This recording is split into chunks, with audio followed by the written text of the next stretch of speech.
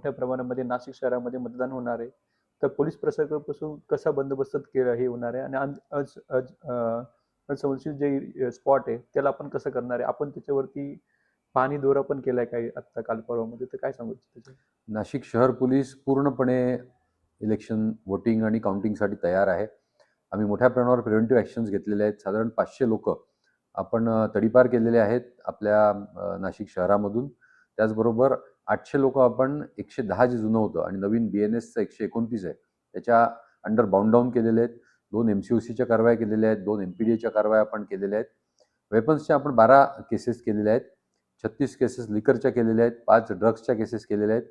पूर्णपणे कुठेही काही अनुचित प्रकार घडू नये याच्यासाठी आपण जे सेन्सिटिव्ह एरियाज आहेत आणि क्रिटिकल बूथ आहेत त्यांचा प्रॉपर ॲनालिसिस करून त्यांना आपण मॅप केलेले आहेत. त्या मॅपिंग्समध्ये साधारण आपण 111 सेक्टर पेट्रोलिंगसाठी व्हेकल्स लावत आहे. त्याचबरोबर 36 स्ट्रायकिंग फोर्सेस हे क्राईम ब्रांचचे असणार आहेत आणि लोकल पोलीस स्टेशन्सचे असणार आहेत.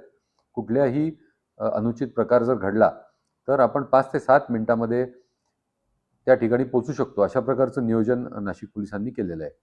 त्याचबरोबर आमचे जे सर्व अधिकारी आहेत, बाहेरून आलेलं मनुष्यबळ आहे, साधारण 10 ACP DCPs, 220 आमचे अधिकारी, 2600 ते 700 अंमलदार, 1800 होमगार्ड्स आणि 2 कंपन्या SRPFच्या या नाशिक शहर पोलिसनी डिप्लॉय केलेल्या आहेत नाशिक शहरामध्ये. त्याचबरोबर स्पेशल फोर्सेस जसं BDDS आहे, क्विक रिस्पॉन्स टीम आहेत आमच्या. त्याचबरोबर जे ATC अँटी टेररची जी पथकं आहेत, त्याचबरोबर जी बॉम्ब स्क्वॉड्स आहेत, अशा सगळ्या प्रकारची पथकं ही डिप्लॉय झालेली आहेत. येणारं इलेक्शन, येणारे 2 दिवस जे आहेत हे अतिशय चांगलं नियोजन राहील.